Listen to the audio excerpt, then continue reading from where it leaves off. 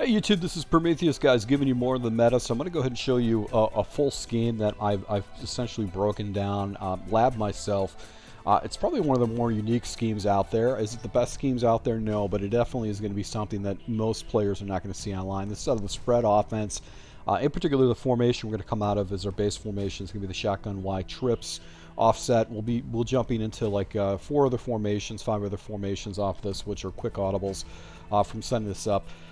This is something I ran a couple years ago, and I just decided to finish off the Madden season with this. So let's go ahead and jump into this. In particular, we'll be taking a look at the play level switch. Is a play that I actually go to a lot in this particular breakdown. So once again, we're going to call the speed option out of this particular play, and I want to kind of show you on how this particular formation gets broken up. Really what we're doing is we're splitting up the formation. I've got the strength of formation. I've got 4 wide receivers over here, and then I've got a single wide receiver over here. Now my goal is to isolate this defensive back on this outside receiver. And the reason why is that I usually will have a stock quick audible that I can actually jump into and actually do a quick out. So if I got a guy that's playing a deep third or whatever, this is going to be available for me to go ahead and steal yards. Another quick play that I'll have is a slant that I can actually throw against my opponent, and then I have a couple other different types of plays. But what I want to do is I want to go ahead and put this guy in a position where he's going to have to make really crazy adjustments, and also try to pull a defender or 2 defenders over here to try to defend 1 wide receiver. When that happens, I'm going to have a lot of advantages for me when it comes from an offensive standpoint. Now I've got my 3 wide receivers over here. I've got the running back over here, and that's going to give me the ability to really flood this area and force my opponent to go ahead and defend that. Now, to be frank with you, this is a run-first formation, or basically play that I'm using. I'm using a lot of runs in particular. I've got a duo play where I'm going to basically get double teams and go up the middle of the field. I've got that outside pitch that I can go ahead and use. I've got a trap play which allows me to attack my opponent this way. I've got a route that I actually do an outside run to this way, and then I've also got an audible where I can switch the running back over here and go to the outside, and then I've got a draw play that I can use. So I've got multiple different runs plays that I'm going to try to go ahead and blend. And I think this particular gameplay will kind of show me leveraging a run against my opponent. Right here, if I would have cut a little bit wider out, I probably would have picked up a first down, but you can see I picked up a nice chunk of yards right there when he goes into the Mabel coverage. And then I go ahead and flip this into basically one of my let's see here, we go with a duo. Get some pretty good blocking, seal blocking, just cut it right back up right there and actually pick up another first down. So now I'm establishing run against my guy. He's showed a couple different match defenses. Now I go into this particular play, which is levels. And what I like to do is I like to split this side, do a China concept over here where I've got these 2 ends, and then I've also got this guy isolated. Now I'm going to look to this route first, and then if this guy flips into a half, then I'm going to look for the stuff coming over the middle of the field. This is a man read against everybody that runs a lot of man blitzes. I'll go ahead and take a look at that route. But the China concept on the left side is very easy reads. But if he backs up into a third, not giving a big play, I'm going to go ahead and cheat and actually take that. So you'll see immediately what he does is he presses down. He's got a guy outside leverage. He's got outside leverage right here. Then he's got basically manned up leverage. So he's actually in a cover 6 or a cover 3 on this next play. So we jump into an outside zone. I really love this play. This is a play that I didn't think that it was going to work that well, but you can see I get really far outside, and you can see the blocking is really good. So I picked up 9 yards on a first down right there with the run, and you can see he was in a cover 3 cloud flat. So he's anticipating. He's like, okay, I've got to go ahead and defend this guy right here. So this is why he's got outside leverage to defend the sideline for the quick out. And that's exactly what we want to do, because then I go ahead and jump into this play right here, which is this RPO. And let's see if I go ahead and hit. Right now, I check out of it for some particular reason. Let's see here. I think it's because I just wanted to run the ball. So right here, I go ahead and jump into this play because now I've got this outside leverage. This is going to be a zone coverage, and you can see he's got the box really mugged right here. And this is where I jump into a draw play. Draw plays are like a little bit underrated in the game. They get pretty good blocking. You can see right here, I'm able to go run off to that right tackle. and he actually had, I guess, a cover 2 type look, but it looked like a cover 3 initially. So right here, go back to the RPO with a slant. So now I'm just working both sides of the field. Everything's underneath. I'm not stretching the ball deep because there's just really no reason to, because I need my opponent to try to force, try to stop this running game. And then the little quick little outs and ins and all that kind of stuff. So right here, go back to the outside zone. This is my second string running back because my first string was getting so much action. I get an actual another 9-yard gainer right there. Probably could have fell forward for a first down, but you can see 1st and 1. Now I go back to this play. I've got Mixon. This is going to be the pitch play. I don't necessarily like it when I've got a defender that's over my tight end. That usually he gets a clean release and he can get a shot at the quarterback. And if I don't get her the ball quickly, it could get me in some trouble. I've actually fumbled the ball while labbing this particular scheme. So what I like to do is that if I see a guy on the edge, I'm going to go ahead and pitch the ball right away, faster than later. You can see he's got a clean hit on my quarterback. That's why I got rid of the ball quicker than normal. And he just doesn't get out fast enough right there. So there was a little delay. The defense came out there, and it comes into a 3rd and 1 type situation. So I think I know huddled in this situation. He bunches up his line right here. I go back to basically this is a trap play where I've got my offensive line. I'm going to come back to this play, but it's an offensive line. It's shaded, is actually slated off. My tight end is off to the left. The problem with a bunched up alignment like this is that a pulling guard or a trap play don't work as well when they're all bunched up and their heads are over your your offensive line. You want to go ahead and jump into something different. Right here, I go ahead and jump into the RPO flat. And the reason I'm doing this is because this guy's a little bit outside of position. This guy's out of position. And this play is really deadly. This has just been like one of those annoying plays right here. Hit the tight end off the edge. He actually goes ahead and gets the ball into the end zone. I get my first touchdown. Now, the next couple series we're going to jump into, I ran into situations where I just got really, BS, like fumbles.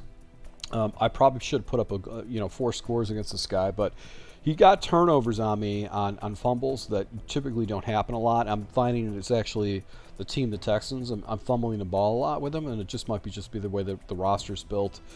They just are more likely to do this. I got this levels concept, and basically I like to ISO this guy right here, so I've got this. But I'm always checking this levels concept off to the right. I've got the tight end going a little bit further. I've got the underneath route.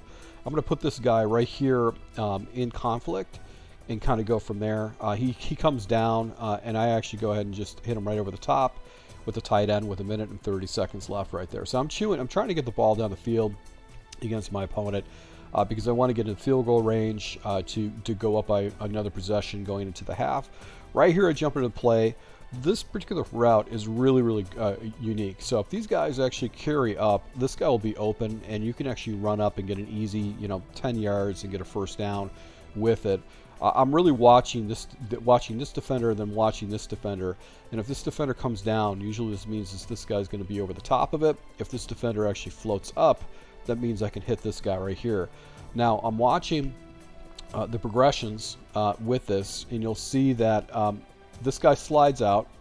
He takes this other guy, so now I'm going to go make my progressions back here because those routes are technically taken away. Now, I could throw into them, but it's not a good progression. So I've got a slant underneath, and I had another, basically I had a slant coming over here and had a post over the top.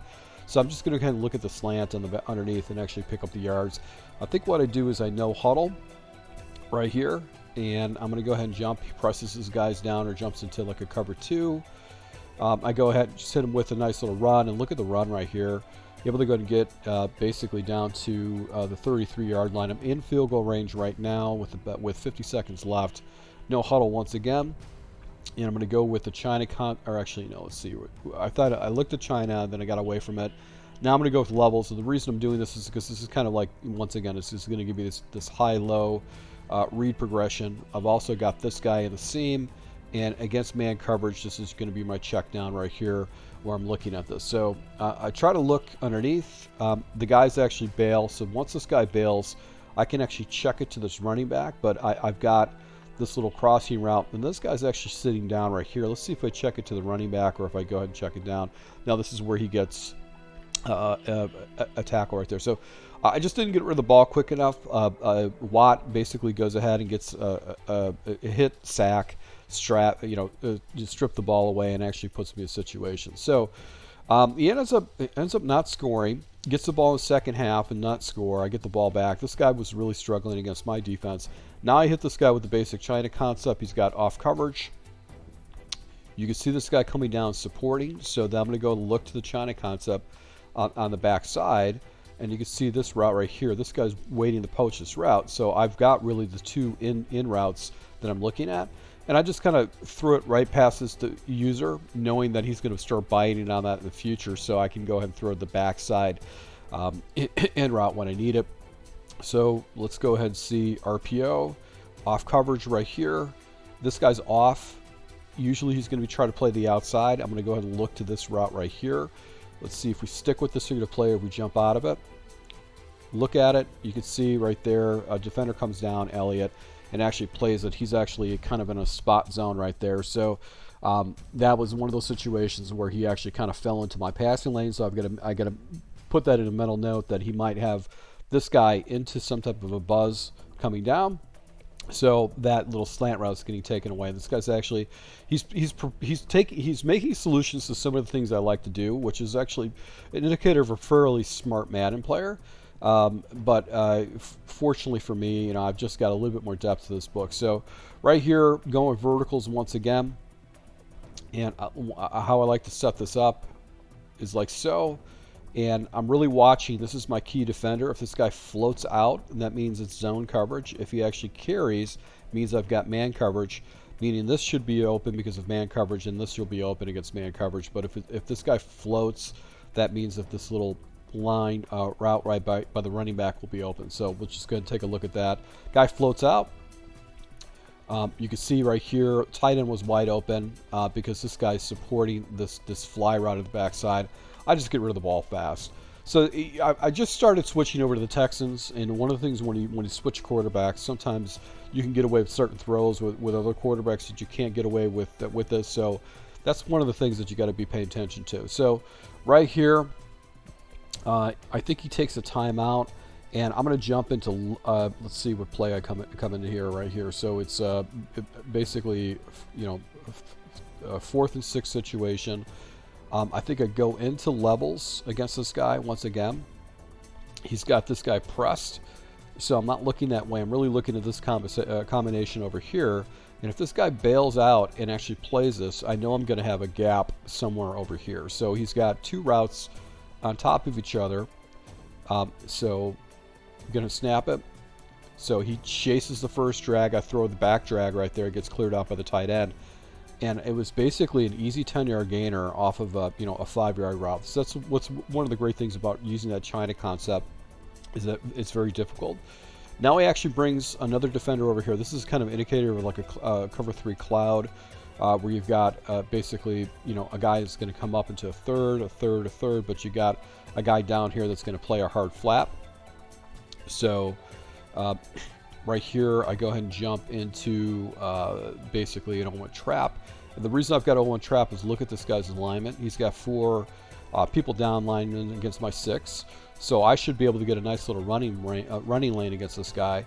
I do, but his defensive tackle actually goes ahead and gets in my backfield and gets me out of position, and then he gets another fumble. So this is frustrating to me that I'm actually giving up these fumbles and turnovers. Those have nothing to do with basically my decisions. It's not like I'm like throwing in bad players or users and stuff like that. I'm just getting fumbles against me. So I get another stop on defense. This could have been an ugly situation because I was getting all these fumbles against me, but I was actually getting stops on defense. Now he actually hits me up with a man blitz, and I actually got the China concept set up, and I'm able to go ahead and get that, rack it, and pick up field position. So I just basically shifted field position with almost a minute and 47 seconds left. I'm in the driver's seat. I need about 20 more yards, and then it's going to be an easy chip shot field goal. And he goes into double A gap. And one of the plays in particular I like in double A gap is going to be the duo. And the reason why is that unless he's using a man blitz, those A gap players like you can see right here, he's doing an invert. Those A-gap players basically will fall away from the run. They'll actually give up the run. Unless he's using someone in the middle of the field, they're not going to do that. So once again, you can see the double A-gap. He's not using a man blitz version of it. You can't use man blitz version of it because I'll quickly jump into the China and actually hit him with that. So that's, you know, you have that in my back pocket. So right here, I go back to duel again. He was using the middle linebacker. You can see he just gets completely abused. In this type of situation, I'd be trying to run down the clock as much as possible, but I want him in this defense. This is a terrible defense to be in against this set. This double A gap is just not going to work. I'm going to get a hat on him every time. Go ahead, no huddle once again. Chew the clock down. I'm actually taking it down to 30 seconds. I'm in the field goal range, and I'm not going to give this guy any kind of timeouts or time at all. So I'm just going to try to chew the clock up right here, get the ball down to the 1, hit sticks me, and then I go ahead and I think I burn a timeout because I'm like, okay, if I get in the field, if I get into the end zone against this guy in this type of situation, he's not really going to be successful. So right here, I go once again back to this little RPO. He has no answer for it. I'm able to go to get the ball in the end zone, and that's it for him. He actually quits out after that. So, guys, I want to show you this this gameplay. If you guys want to see a breakdown of this, let me know down below. But thank you once again for your support, guys. Until next time.